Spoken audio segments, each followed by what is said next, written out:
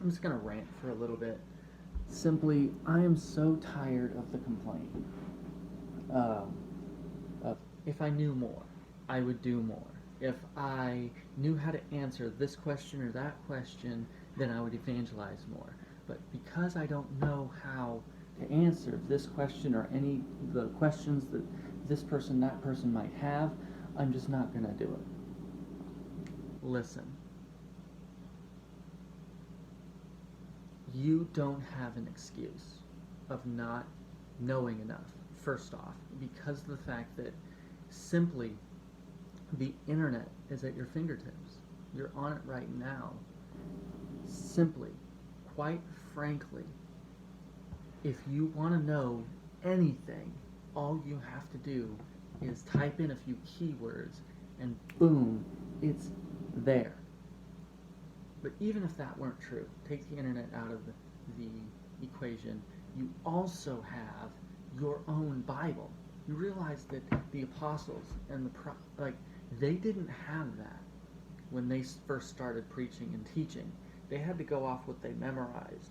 And so I think the main thing that you're actually kind of outing yourself is the fact that you have not committed much of the Bible to memory. Maybe even you went to Sunday school, you've got a few of the top 100 hits as far as Bible verses go. You've got those on lock. John 3:16, maybe 1 John 1:9, maybe Romans 3:23. But you really haven't done a lot beyond those very meager steps. But anyways, see, we have an overabundance, an embarrassment of wealth at our fingertips that we could just go like, do you want to learn how to build engines? Do you want to learn how to crochet? Like, you would immediately like, you know what? I'll just get on YouTube. I'll buy a little kit at Hobby Lobby or something, and I'll start learning how to do it. And yet, when it comes to evangelism, when it comes to discussing your faith in a reasonable manner or a winsome manner, you're just like, well, if only I knew enough, I would do more. The simple fact, if you really wanted it, you would go after it. It's not that it's not there, and it's not that you don't have access, and it's not that you don't already have the information stored.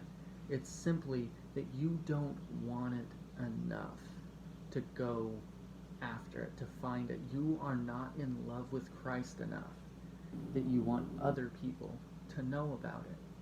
See, in any other relationship, as soon as, let's say, a couple gets married, as soon as a couple gets together, like, and it's Facebook official, as soon as any of those things happen, they can't not tell other people, man, dude, I got this girl and she's really nice and I'm thinking about marrying her, or dude, we just ringed it up. Like, you don't not tell people about that.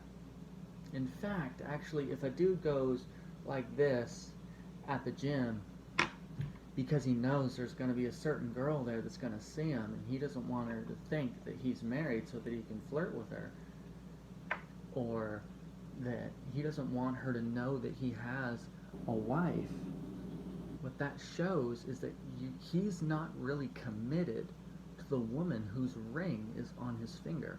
And I think that is the main truth when it comes to evangelism, of that it's not that you don't know enough facts. It's not that you don't know enough facts.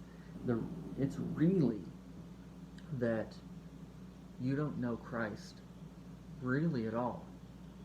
And I would honestly encourage you to wrestle a little bit more deeply with the question of, do you know Christ at all, period? Because love overflows